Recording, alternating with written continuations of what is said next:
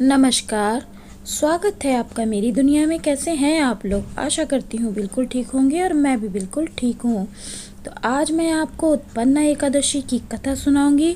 तो कथा को सुनने से पहले अभी तक अगर आपने मेरे चैनल को सब्सक्राइब नहीं किया है तो नीचे दिए गए सब्सक्राइब बटन को हिट कर दें, बेल आइकन को दबा दें, ऑल में क्लिक कर दें, जिससे मेरे वीडियो के सारे नोटिफिकेशन आपको मिलते रहें। तो चलिए शुरू करते हैं अपनी कथा को। श्री सूत जी बोले, हे महर्षियों, विधि सहित इस एकादशी महात्म्य को भगवान श्री कृष्ण ने कहा था।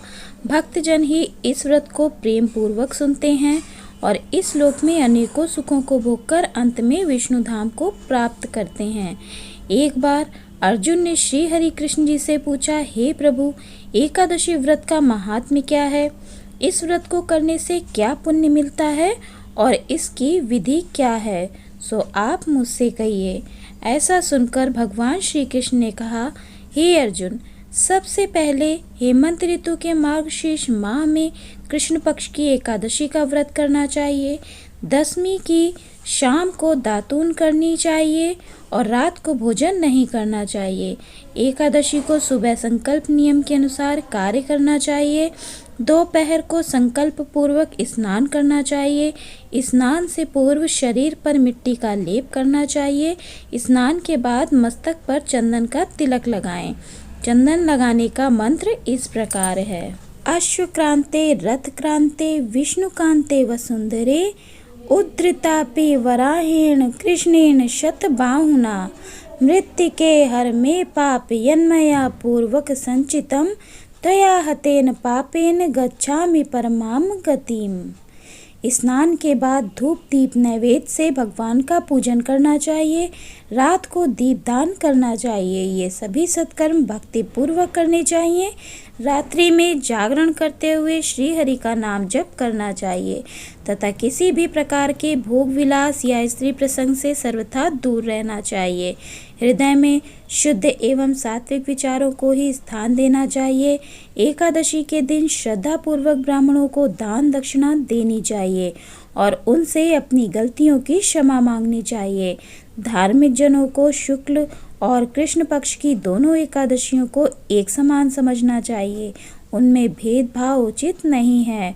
ऊपर लिखी विधि के अनुसार जो मनुष्य एकादशी का व्रत करते हैं उनको शंखोद्वार तीर्थ एवं दर्शन करने से जो पुण्य मिलता है वह एकादशी व्रत के पुण्य के 16वें भाग के बराबर भी नहीं है। हे पांडु श्रेष्ठ, व्यतिपात योग में, संक्रांति में तथा चंद्र सूर्य ग्रहण में दान देने से और कुरुक्षेत्र में स्नान करने से जो पुण्य प्राप्त होता है वही पुण्य मनुष्य को एकादशी का व्रत करने से प्राप्त होता है।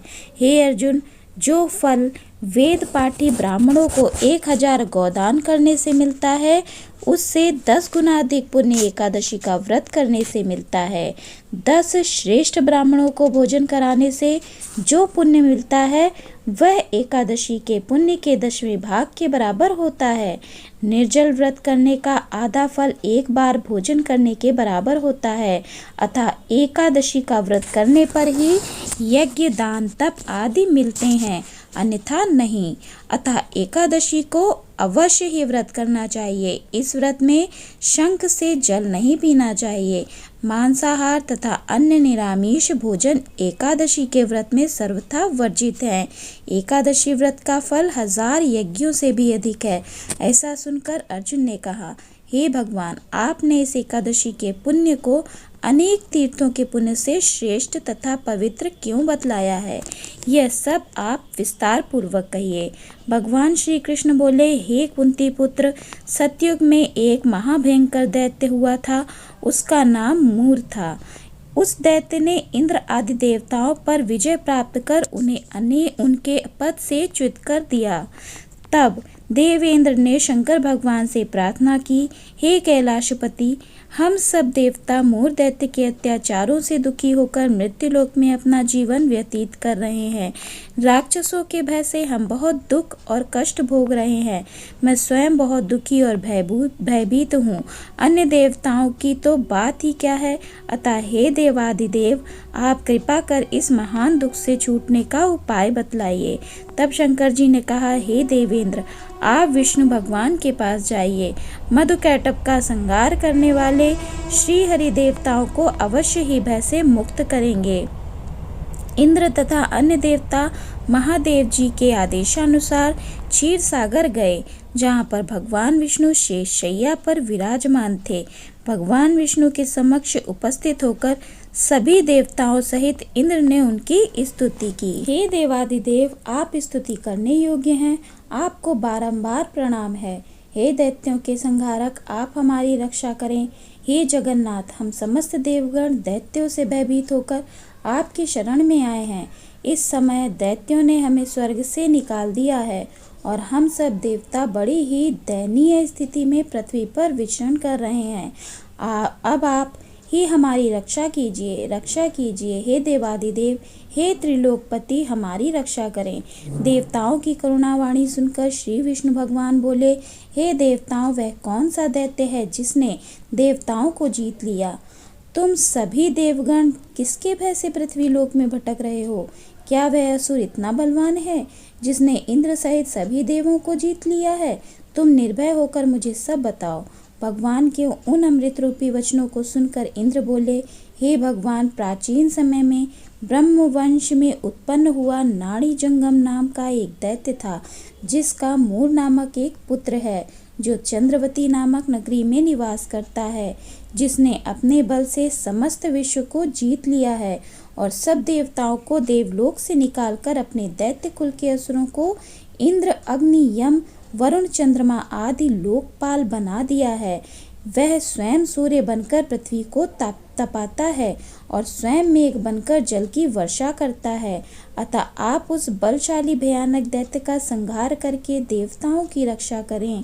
इंद्र के ऐसे वचन सुनकर श्री विष्णु भगवान बोले, देवताओं, मैं तुम्हारे शत्रु का शीघ्र ही संहार करूंगा। मुझे तुरंत ही चंद्रवती नगरी में ले चलिए। इस प्रकार भगवान विष्णु देवताओं के साथ चल दिए। उधर दैत्यराज मोर ने अपने तेज से जान लिया था कि श्री विष्णु युद्ध की इच्छा से उसकी राजधानी की ओर आ रहे हैं। अतः अपने राक्षस योद्धाओं के साथ वह भी युद्ध भूमि में आकर गरजने लगा। देखते ही देखते युद्ध आरंभ हो गया। युद्ध प्रारंभ होने पर असंख्य दानव अनेक अस्त्रों शस्त्रों को धारण कर देवताओं से युद्ध करने लगे, परंतु देवताओं के मन में तो पहले ही भय समाया हुआ था। वह अधिक देर तक दैत्यों के सामने न टिक सके और भाग खड़े हुए। तब भगवान विष्णु स्वयं युद्ध भूमि में आ गए। दैत्य पहले से भी अधिक जोश में भरकर भगवान विष्णु से युद्ध करने लगा। वे अपने अस्त्र शस्त्र से उन पर ताबड़तोड़ प्रहार करने लगा। भगवान भी चक्र और गदा से उनके अस्त्र शस्त्रों को नष्ट करने लगे। इस युद्ध में अनेक दानव सदैव के लिए मृत्यु की गोद में सो गए, परंतु दैत्यों का राजा मूर भगवान के साथ निश्चल भाव से युद्ध करता रहा। उसका तो जैसे अभी बाल ही बांका नहीं हुआ था। वह बिल्कुल बेखौफ होकर युद्धरत था। भगवान विष्णु मूर को मारने के लिए जिन जिन शस्त्रों का प्रयोग करते, वे सब उसके तेज से नष्ट होकर उस पर पुष्पों के समान गिरने लगते। अनेक अस्त्रों शस्त्रों का प्रयोग करने पर भी भगवान उसको न जीत सके। तब आपस में मल्ल युद्ध करने लगे। भगवान विष्णु उस दैत्य से देवताओं के लिए सहस्त्र वर्ष तक युद्ध करते रहे, परंतु उस दैत्य को ना जीत सके। अंत में भगवान शांत होकर विश्राम करने की इच्छा से बद्रिकाश्रम स्थित 38 कोस लंबी एक द्वार वाली हेमवती नाम की गुफा में प्रवेश कर गए। हे अर्जुन, उन्होंने उस गुफा में शयन किया। वह दैत्य भी उनके पीछे पीछे चला आया था। तब श्री विष्णु को सोते हुए देखकर वह उन्हें मारने को तैयार हो गया। उसका ख्याल था कि मैं आज अपने चिर शत्रु को मारकर हमेशा हमेशा के लिए निष्कंटक हो जाऊंगा, किंतु उसकी वह इच्छा पूर्ण ना हो सकी, क्योंकि उसी समय भगवान विष्णु की देह से दिव्य वस्त्र धारण किए एक अत्यंत सुंदर कन्या उत्पन्न हुई और दैत्य को ललकार कर उससे युद्ध करने लगी। उसे देखकर दैत्य को बड़ा आश्चर्य हुआ और वह सोचने लगा कि यह ऐसी बलवान कन्या कहाँ से उत्पन्न हुई, और फिर वह दैत्य उस कन्या से लगातार युद्ध करता रहा। कुछ समय बीतने पर उस कन्या ने क्रोध में आकर उस दैत्य के अस्त्र शस्त्रों के टुकड़े टुकड़े कर दिए। उसका रथ तोड़ डाला। तब तो उस दैत्य को बड़ा ही क्रोध आया और सारी मर्यादाएं भंग करके वह उससे मल्ल युद्ध करने लगा। उस कन्या ने उसको धक्का मारकर मूर्छित कर दिया और उसकी मूर्छा टूटने से पूर्व ही उसका सर काट कर धड़ से अलग कर दिया। सिर कटते ही वह दैत्य पृथ्वी पर गिरकर मृत्यु को प्राप्त हुआ। बचे कुचे असुर उसका ऐसा दुखद अंत देखकर भयभीत होकर पाताल लोक को चले गए। जब भगवान विष्णु की निंद्रा टूटी तो उस दैत्य को मरा देखकर उन्हें अत्यंत आश्चर्य हुआ और वे सोचने लगे कि इस महाबली दैत्य को किसने मारा है। तब वह कन्या भगवान से हाथ जोड़कर बोली, हे प्रभु, यह दैत्य आपको मारने को उद्यत था, तब मैंने आपके शरीर से उत्पन्न होकर उसका वध किया है। इस पर भगवान बोले, हे कन्या, तूने इसको मारा है, अतः मैं तुझसे अत्यंत प्रसन्न हूँ। इसे मारकर तूने तीनों लोकों के देवताओं को सुखी किया है, इसीलिए तू अपनी इच्छा अनुसार वरदान मांगो, मैं तेरी हर इच्छा को पूर्ण करूँगा। कन्या बोली, हे जगदीश्वर, मुझे इस वरदान दीजिए कि जो भी प्राणी या देव मेरा व्रत करे उसके समस्त पाप नष्ट हो जाएं और अंत में उसे स्वर्ग लोक की प्राप्ति हो। मेरे व्रत का आधा फल रात्रि को मिले और उसका आधा फल एक समय भोजन करने वाले को मिले। जो श्रद्धालु भक्ति पूर्वक मेरे व्रत को करें वे निश्चय ही विष्णु लोक को प्राप्त करें। जो मनुष्य मेरे दिन तथा रात्रि को एक बार भोजन करे वह धन धान्य से भरपूर रहे। कृपा करके मुझे ऐसा वरदान दीजिए। भगवान विष्णु बोले, हे कल्याणी, ऐसा ही होगा। मेरे और तेरे भक्त एक ही होंगे और अंत में संसार में प्रसिद्धि को प्राप्त होकर मेरे लोक को प्राप्त करेंगे। हे कन्या, तू एकादशी को पैदा हुई है, इसीलिए तेरा नाम भी एकादशी हुआ, और क्योंकि तू मेरे अंश से उत्पन्न हुई है इसीलिए संसार में तुझे उत्पन्ना एकादशी के नाम से जाना जाएगा।